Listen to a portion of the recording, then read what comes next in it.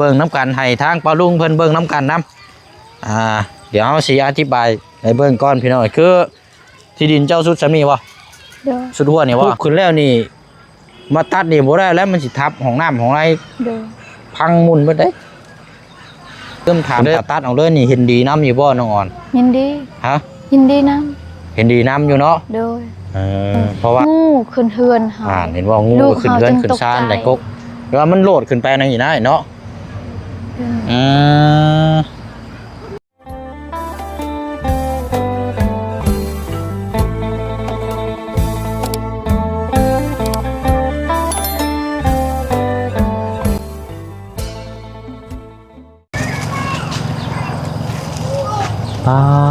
ตัวเนาะกขามนี่ทึมอยู่แท้นี่พี่น้องเอ้ยเอาเมื่อนี้กะพี่น้องเนาะมาพบมาเจอกันกะอยากคำมืดแน่จังน้อยเด้อเนาะหากมาแต่บ้านกระดับเยี่ยมยามเคสทางน้องใจดีเนาะแต่ละเคสอย่างนั้นแหละพี่น้องเนาะหลังจากนั้นกะกลับเข้ามาสู่เคสนี่พี่น้องเนาะของทางน้องอ่อนเมลูกซี่เนาะเมื่อวานนี่ก็เขาได้ซื้อเฮกับทรายมาอย่างละ2 ซอบผู้เชี่ยวแหละซื้อพี่น้องว่าสิมาเทมองกอกน้ำอยู่นี้กำลังสอนเนาะว่าสิมาเฮ็ดมื้อนี้แหละพี่น้องหลังจากนั้นแหละก็เลยพอดีมีทางเมเจดีเนาะพี่น้องเนาะหรือว่าทางเมแอนเนาะทางเมเพิ่นนี่ก็คันเชื่อว่าก็ไล่ไปตั้งแต่แรกๆเลยพี่น้องเอ้ยทั้งแม่เพิ่นนี่ได้สดซอยทั้ง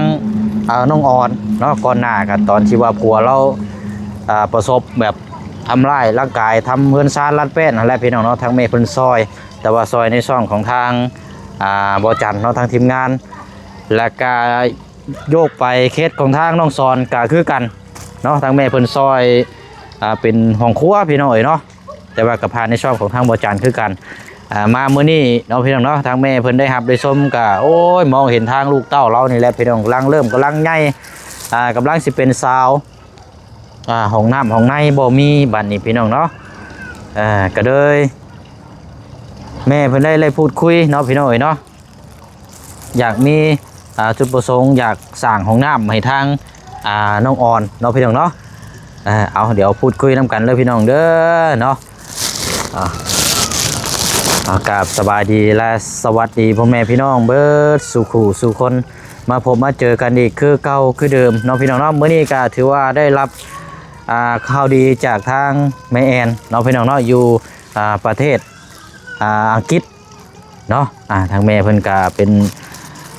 คนไทยพี่น้องแต่ว่าก็เป็นเชื้อสายลาวน้องพี่น้องเนาะก่อนสิว่าก็เป็นลูกครึ่งนี่แหละพี่น้องสิว่ากันเนาะใช้ทางน้องอ่อนไปทางไหนล่ะหนึ่งเข่าบ่ต้องไปใช้สอนน้องอ่อนไปใช้ฮะแล้วเห็นยังนะอ่อนหนึ่งเข่าบ่นะเจ้าหนึ่งเข่าบ่เห็นยังนะเห็ดเอามาพี่ก่อนก็ได้เอาอะไรพี่น้องๆทางแม่เพิ่นก็ได้ฝากเงินมาให้ทางบ่เสียงแล้วพี่น้องเนาะของน้ำมีจักสิพอหรือบ่พอจังไดก็เอาเฮ็ดไปตามงบเนาะพี่น้องหรือว่าถ้างบบ่พอเฮาก็ฝากพี่ฝากน้องคือกันและพี่น้องทาง24เนาะสมทบแล้วบัดนี้พี่น้องเนาะถ้ามันบ่พวงบ่พอนะพี่น้องเพราะว่าตอนนี้ทั้งแม่เพิ่นได้ฝากเงินมาให้ทางบ่เสียงนี่เป็นเงินเก็บ6 ล้านกับ800,000 กีบเอาพี่น้องเนาะ6,800,000 กีบอยู่ในน้ำบ่เชียงตอนนี้นี่พี่น้องเนาะวันนี้ก็ได้มีข่าวดีมาแจ้งทางน้องอ่อนโอ้โดยเอาเนาะเอามื้อนี้คำมืดเนี่ยจังน้อยมื้อนี้เนาะเอาข่าวดีมาฝากเนาะแล้วก็มาพูดมาคุยน้ำกันทางแม่แอนเคยยินชื่อเพิ่นอยู่บ่เคยฮะแม่แอนบ่เคย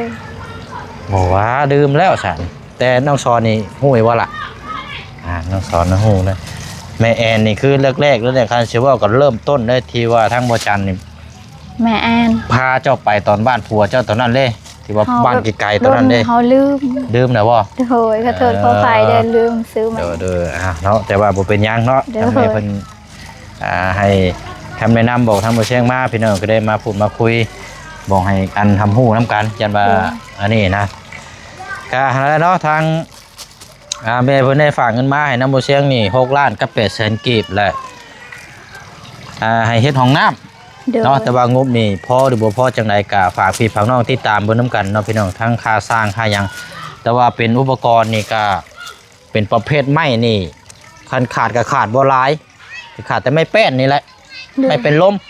เพราะว่าอยู่เฮือนนี่อ้ายสิเอาดึงมาใส่บ่เด้อน้องเด้อสิได้เฮ็ดห้องน้ำน่าจะพอราคาอยู่เฮือนเจืองน้ำอีกไม้18 5เส้นพี่น้อย5เส้นยาว5เมตรสิเอามาสมทบเพชรของน้ำของทางน้องอ่อนเพราะว่าอันนั้นก็เป็นของทางพระอาจารย์เพราะทางอาจารย์ก็ได้พูดกล่าวไว้กับทางผู้เชียงว่าถ้ามีผู้ใหญ่ซอยเขตของทางน้องอ่อนสร้างห้องน้ำเอาตัวนั้นมาสมทบเลยว่าซั่นมื้อนี้ก็นี่แหละพี่น้อยเนาะได้รับข่าวดีแต่ก็สิได้พูดคุยนํกันบัดนี้เนาะแต่ก่อนอื่นนี่เฮาสิได้ถามทางน้องสอนนํได้พี่น้องถามนํกันและปรึกษานํกันว่าห้องน้ำห้องในนี่เฮาสิปลุกมองใดมุมใดเจใดเริ่มแต่นี่เลยเริ่มถามเริ่มคุยน้ำกันนี่ได้เอาอันนี้ขนมเอาไว้ผักทางเจ้าเด้อนะน้องสอนมาพี่ก็ได้จับก็ได้มาพี่ก่อนก็ได้เนาะโอ้เอาสบายดีเนาะคำมืดเนี่ยเด้อพี่น้องเนาะเป็นจังไดเฮาเนาะห้องน้ำห้องในเนื้อที่มุมใดเจใดอยู่มุมใดน้องอ่อนเบิ่งอยู่ฮะบอนเฮาปลูกมะเขือฮะบอนเฮาปลูกมะเขือไปย่างไปพุ่นก่อนก็ได้เดี๋ยวเด้อใจเย็นๆเด้อเฮาบ่รีบเนาะคอยเบิ่งน้ำกันให้ทางป้าลุงเพิ่นเบิ่งน้ำกันนำเดี๋ยวเฮาสิอธิบายให้เบิ่งก่อนพี่น้องคือที่ดินเจ้าสุดสามีบ่สุดหัวนี่บ่เด้อบัดนี้อยู่มุมสุดก็สุดจากหม่องตะนางหั่นเนาะเด้อได้เล็กน้อยแต่ว่าบ่เรื่องของน้ำนี่เฮาคือสอนว่าปลูกอยู่นี้เนาะล่ะเนาะใช่ป่ะเนาะทางน้องอ่อนได้ใส่คิดว่าสิอยู่ใช้ฉละตามเจ้าคิดฮะอยู่นี่ละถ้าปลูกอยู่มุมนี้เฮือนบัดอยู่นี้เนาะโดยแล้วบัดนี้มันเป็นอยู่เทิงหัวนอนของน้ำนะตะบอลนะตะก็คืออยู่ดงยอดทะเลเกี้ยเปี้ยมันสิมีอยู่2มุมเนาะโดย2มุมแต่ว่าถ้าว่าเฮาว่าในกันตัวนี้ว่ามุมนี้หรือว่าสิเอามุมสวนพักเจ้าหันก็ได้คือกันมุมสวนพักแบบยานน้ำมันไหลอยู่อันมุมเด้เลยบอลนี้เด้คันว่าเอาเฮ็ดอยู่มุมพุ่นนี่ย่านน้ำไหลเข้าไปทะเลาะเฮือนหมู่แบบอาบน้ำนี่แบบสบายแล้วบ่มีเฮือนเขาแต่ว่าถ้าว่าถึงเฮาเฮ็ดอยู่มุมนี้ก็หันหน้าขึ้นมาสิบ่หันหน้าขึ้นมาแบบหันมาสิได้เนาะ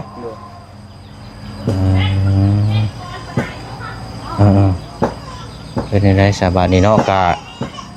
เอาเดี๋ยวทางให้ทางปะลุงพี่น้อง FC ให้คำแนะนำเพิ่นนำเนาะโดยเพื่อเพิ่นว่า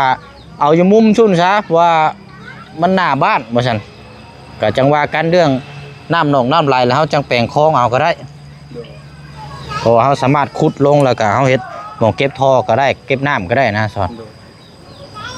ย่างมาปีก่อนก็ได้มันมุมกล้องมันบ่นะมาปีก่อนก็ได้สอนนี่น้ำเบื่อเจ้าพี่แหละอะไรพี่น้อยโอ้ยเนาะเอาก็ถือว่าข่าวดีเลยนี่พี่น้อยเนาะของอันนี้ได้แถวบ้านนี่ว่าอยากถามผู้ขามนี่จะเห็ดในได้นี่ถ้าว่ามีการปลูกสร้างแค่แล้วนี่ตัดเห็ดให้มันตัดถ้าว่าเขาปลูกเขาปลูกขึ้นแล้วนี่มาตัดนี่บ่ได้แล้วมันสิทับของน้ำของไรพังมุนไปได้ก็ได้ว่าถ้าเอาความคิดเห็นน้ำนี่กุ๊กให้มันสั้นคือนะมะขามหวานเด่นกินแซ่บก็คือกับมะขามตัวนั้นเลยกินบ่กลับปันใดมะขามหวานบ่ถ้าว่าคือถ้าบ่ซีเรียสเด้อก็อ้ายสินอ้ายแนะนำเด้อสอนเด้อตัดออกเลยซะ ตัดออกหมดเลยตัดออกอะไรกันตั้งเทื่อละคนเจ้าตอกระเทิบออกมานี่เพราะว่าจังไดก็เลยตัดอยู่แล้วอนาคตน่ะกุขามตัวนี้เนี่ยมันติดเฮือนเห็นบ่นี่มันติดเฮือนน่ะตัดออกแล้วสามารถเฮาปลูกสร้างหยังก็ได้สบายบัดนี้มันบ่มีกงไม้ตันเด้ ตอนออก เนาะนี่จ้างเขาเจ้ามาตัดคอยฮ้อนลงกับบ่พอครึ่งชั่วโมงแล้วเขาเจ้าตัดเงานี่ โดย แล้วก็ไม้ตัวนี้เฮาก็เฮ็ดพื้นบัดนี้ โดย ตัดเองก็ได้ เนาะสอนเนาะแต่ว่าจักเจ้าไร่อยู่บ่ซะ ได้เห็นตัดคือแบบบ่ได้นั่นเด้แบบบ่ได้ซอยมัน บ่ได้ซอยตัดแหละแต่ว่าคนอื่นเฮาก็ขึ้นไปตอนอยู่เทิงก่อนเนาะเฮาตอนลงมาแล้วให้มันสั่นแล้วเฮาจังตัดแล้วเฮาจังเอาเชือกดึงลงมาพี่ ตัดอยู่ส่วนมันเฮาอยู่ทางซ้ำนี่ จักเจ้าสิไหวอยู่บ่ซับนี่ ได้ ได้อยู่บ่โอ้โหไม่ขามเลย ยานมันบ่มีเงินแน่ ฮะ จางคนก็ยานมันบ่มีเงินแน่ บ่คันว่าจ้างก็ประมาณจัก200,000นี่ก็ได้อยู่นั่นน่าสิจ่ายให้ก็ได้คันว่ามียังว่าจักเจ้าบ่ไหว มันก็ นะ เพชรเก้คันตัวเด็ก 200,000นี่ก็ได้อยู่เนาะ โดย ให้ก็เจ้ามาตัดตอนนะเฮาก็มีแต่ถ้าเก็บดูแลซื้อนะสอน ตัดหมดแบบให้มันเป็นอันนั้นเลยนะ ตัดแล้วตัดลงมาแล้วจังมาตัดเงาตัวนี้คันบ่ตัดสั้นเนี่ยมันสิมันล้มลงเฮือนหั่นนะให้มันบิดเวลาเฮาลึงลงมาให้มันบิดเดินเฮาหั่นละ ตัดทางจริงมันเลยนะ ค่อยตอนลงมาหั่นละ อ่อนเปื่อยnhẹ bangตะปางจะกลัวกันเกลือลันแอน แพง ก็จังว่าลองอันนี้ได้ซะก็สิให้เจ้าตัดบ่จะสิอันนั้นอยู่บ่ซะไหวอยู่บ่ ต้องไอ้ตัวนี้น่าว่าคือ เปื่อเพชรเบิ้ลน่ะ3 แสนแซะ ทำใช่เต้ตัวแนวดินแนวไม่ละเลยจังตัวเต้ไม่หลายคือให้เบอร์มีเด้อก ล้วยตัดเบิ้มแอนน่ะ น่ามาว่า เกะเมเกลือเบิ้ม ก็ เต้ตัวเบอร์มีคุยตัว เกะ กลัวหัวแบ่งกันจางเยอะแต่ตัวเบอร์เอาข้างนอกแพงมันเป็นตักจริงมันนี่ก่อน บ่ก็ลองเบิ่งคันแพงเฮาก็บ่จ้างเนาะเฮาก็เฮ็ดเอาเองเฮาขอเฮ็ดเอา เด้อ เพราะว่าแต่ว่าประมาณเอา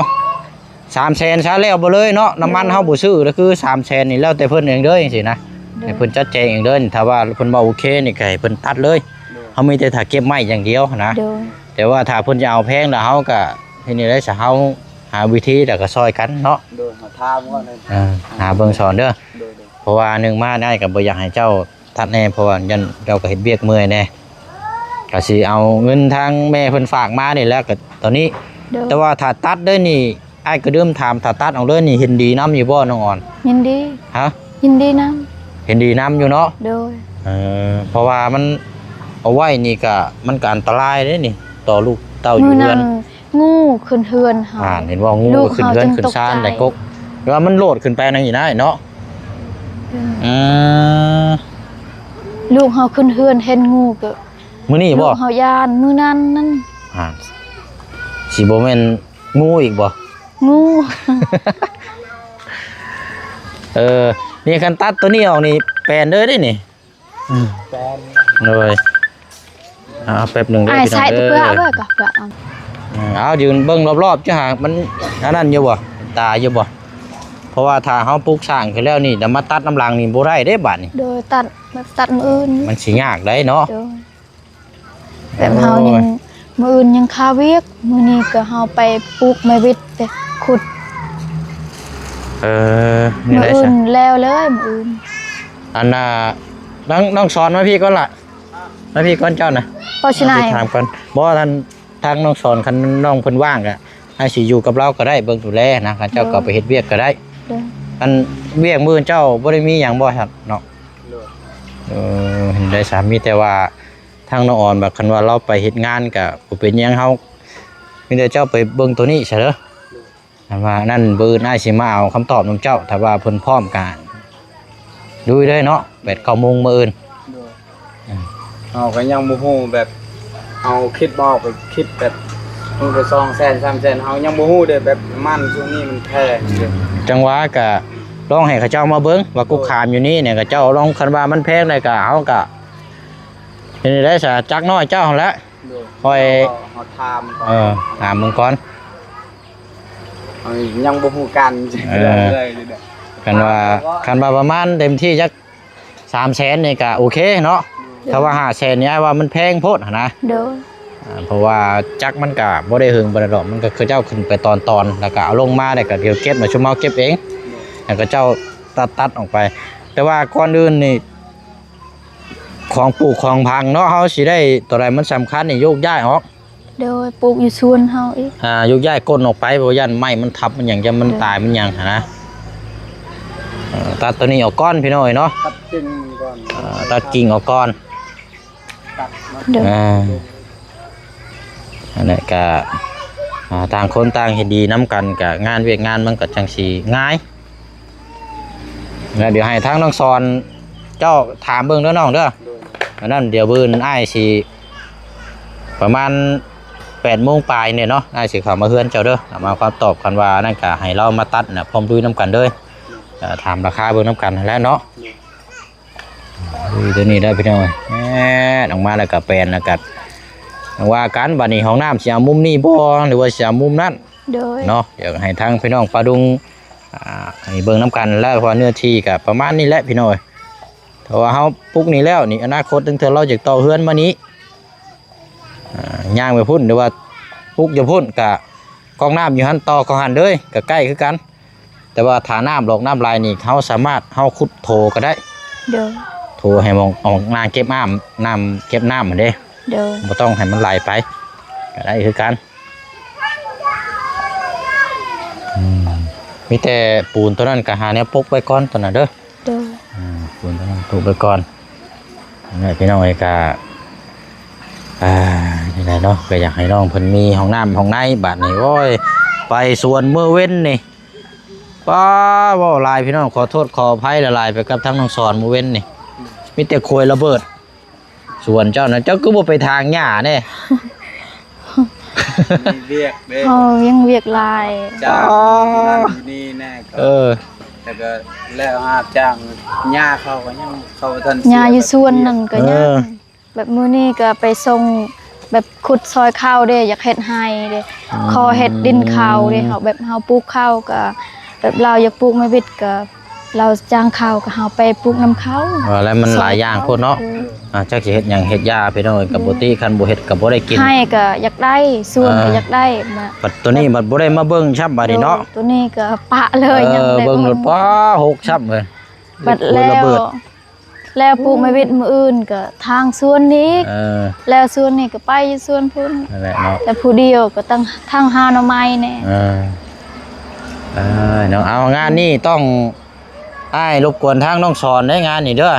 พึ่งพาเจ้านำได้นี่เด้อว่าอ้ายก็จักสิมองไผหั่นนะว่าเรื่องถ้าว่าตัวใดที่อ้ายกล้าเฮ็ดได้ให้อ้ายก็สิบ่หาหรอกแต่ว่าแต่คือแบบซี่นะต้องปรึกษาเจ้าแบบสิเพราะว่าผู้ชายคือกันเด้ใช่แล้วตัดออกมาแล้วถอนตอนแล้วก็เฮ็ดพื้นไว้จุ เด้อ ว่ามันก็เอาไว้นี่มันหกแหละงาคามในตัดนี่ก็เจ้าเฮ็ดเคียงนี่ก็ให้คือกันอันนี้ก็นักสอนจะจับนะนะโทรศัพท์ก็เป็นเส้นอยู่พี่น้องโพดโพป้ายางมาพี่ก้อนบ่นี่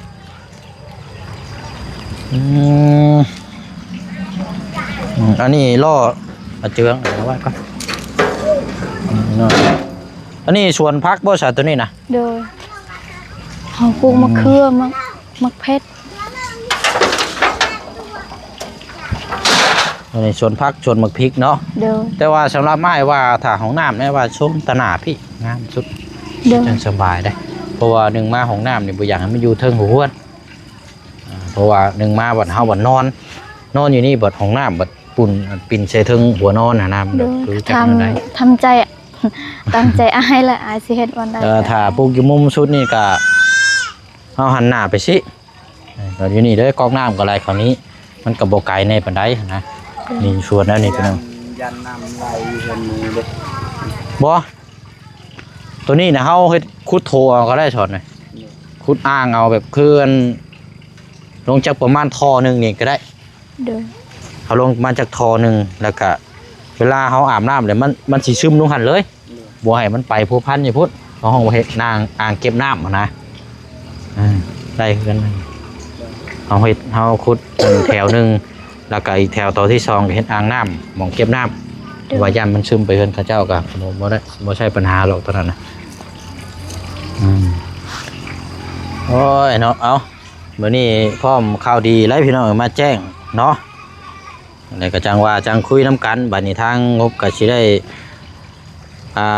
สร้างเครื่องสร้างของมาก่อนบ่หรือว่าสิรอทางงบมาครบมาพี่น้องเนาะเพราะว่างบนี่ยังขาดอยู่แล้วพี่น้องทางของน้ำเพราะว่าค่าสร้างนี่ก็เต็มที่ก็สิประมาณ4 ล้านเนาะ4 ล้าน 5ซะค่าสร้างของน้ำนี่แล้วก็พอทางไม้นี่น่าจะโอเคแล้วนั่นก็เดี๋ยวจังซอกดึงออกมาลำเลียงแล้วเบิ่งน้ำกันพี่น้องไม้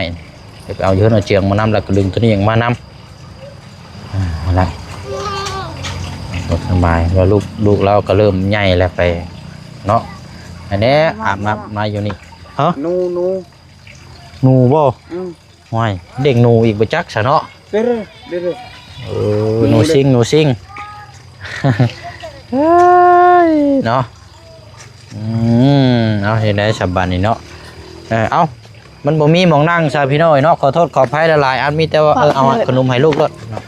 พาเพลิดไปทางจันลงว่าฉันเอาถุงลงว่าไปเยี่ยมคอแบ่งกันเด้อเอามาพี่ก้อนบัดนี้น้องฮอนเนาะ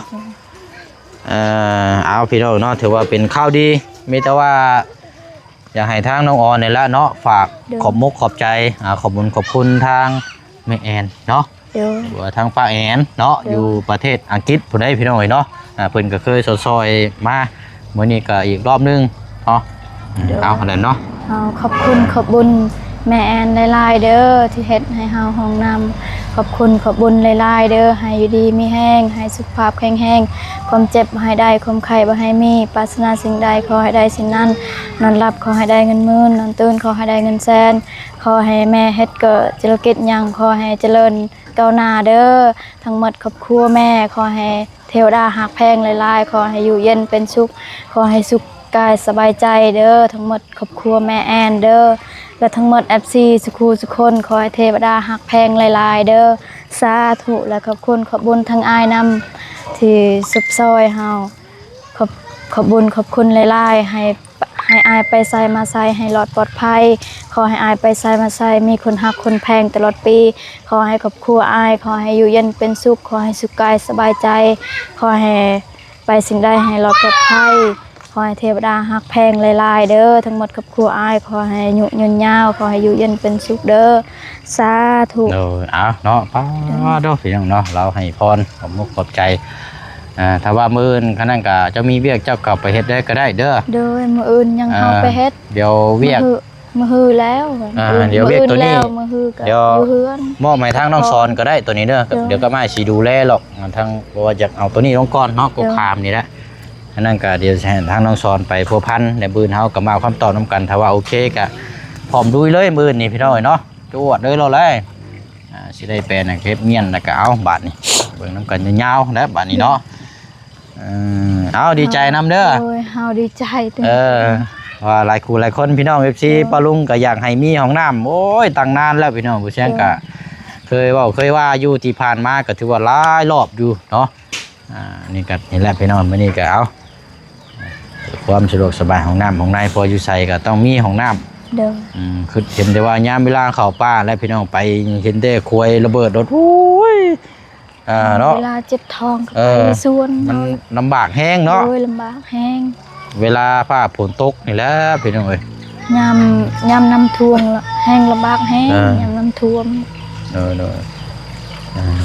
บ้านนี้เนาะเอาได้ยังกินกับข้าวตอนค่ำตอนแรงเนาะ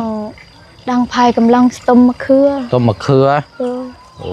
สีเนียนบ่เนียนบ่คือเฮ็ดยังไงกินตำแจ่วโอ้เฮามื้อ 5 โมงเด้แบบขุดให้มันแล้วไว้รับจ้างเนาะวันเท่าใดเพิ่นให้ก็บ่เฮาบ่ได้รับจ้างแบบเฮาขอเฮ็ดให้ลาวเลยขอเฮ็ดให้โดยขอเฮ็ดแบบเราโพสได้ก็เฮาขออยากสักเขาก็เลยโดยเวลาเราอยากปลูกไม้บิดก็เข้าไปซอยเด้อ๋อก็เลยเอาง่ายๆซานี่เฮาปลูกข้าวในที่เพิ่นแต่มื้อนี้เพิ่นปลูกบิ๊กแล้วเจ้าก็เลยซอยโดยต่างคนต่างซอยกันเนาะ แบบเฮาอยากได้ให้เด้ ดี อยากฮ็ ดีเนาะ เด้อแล้วเขาเว้าเฮาเป็นเจ้าอยู่ผู้เดียวอยากเฮ็ดให้แน่อยากส่วนกระซองแล้ว โดย ยันบ่ทันอยากหนึ่งละเมื่อยแห้งแน่ทางหาหน่อไม้ทางเสียค่าไฟค่าน้ำผู้เดียวจ้ะ อืม ผู้เดียวก็หาอดเอาและเฮาอยากได้ อืม ลูก เอา ก็หลา เนาะ ย ไปซะตามนั้นเด้อ โดย มีแต่ว่า สบาย สู้ ดี ๆเนาะ เด้อ เดี๋ยวจังไดก็ติดตามเบิ่งนํกันยาวๆเนาะ โดย เอาขอไม้มาให้กันเชิงนะมีแต่ว่าหั่นแหละพี่น้องเอ้ยบัดนี้ก็เฮามาแจ้งนํกันแล้วก็พร้อมเบิ่งนํกันเลยบัดนี้พี่น้องเอ้ยเนาะจังไดก็ฝากทางพี่น้อง FC ปาดุงเฮานํกันอีกเนาะว่าสิสร้างมุมนั้นบ่หรือว่าสิมุมนี้นี่พี่น้องเนาะงบก็นี่แหละพี่น้องตามที่บ่แจ้งไปเนาะถ้าว่ามีมาเพิ่มเติมก็เดี๋ยวสิแจ้งอีกเนาะแต่ว่าห้องน้ำมีถามว่าพอบ่ก็บ่พอหรอกพี่น้องเนาะเพราะว่าค่าสร้างนี่ก็ประมาณ4ล้านปลายเนาะ4ล้านห้าอยู่แล้วพี่น้องเอ้ยนี่ค่าปูนค่าแห่ค่าทรายเนาะกันสิเว้ากันแต่ว่าไม้นี่ก็สิลดหลายนิดจังน้อยเพราะว่าเฮาสิเอาไม้อยู่นี่ไม้นี่อาจจะพออยู่เนาะพี่น้องเนาะไปเนาะลาพี่แล้วเนาะไปก่อนจังไดก็ฝากทางปาดุง FC เฮาพี่น้องเด้อเนาะติดตามรับชมเบิ่งนํกันบัดนี้พี่น้องเนาะเบิ่งนํกันยาวๆจนแล้วจนทั่วพุ่นแล้วพี่น้องเนาะจะป้าจะทิ่มกันเด้อพี่น้องเด้อเนาะขอบคุณขอบใจขอบคุณขอบคุณเนาะทางแม่นเนาะอยู่ประเทศอังกฤษเด้อเนาะพร้อมครอบครัวเนาะหรือว่าเวียงงานการสร้างเนาะทางแม่เพิ่นก็จังไดก็ขอให้ร่ำให้ลื่นให้โชคให้มันให้ร่ำให้รวยเนาะให้สุขภาพร่างกายแข็งแรงปรมัยเนาะโรคภัยบ่ให้มาเบียดมาทัดให้มีแต่ความสุขความเจริญสุขกายและก็สบายทางจิตใจเนาะก็ถูกพี่น้องเนาะมื้อนี้ลาไปก่อนเดี๋ยวมาติดตามน้ำรอคำตอบจากทางน้องสอนมื้ออื่นบ๊ายบายเลยพี่น้องเด้อไปเนาะ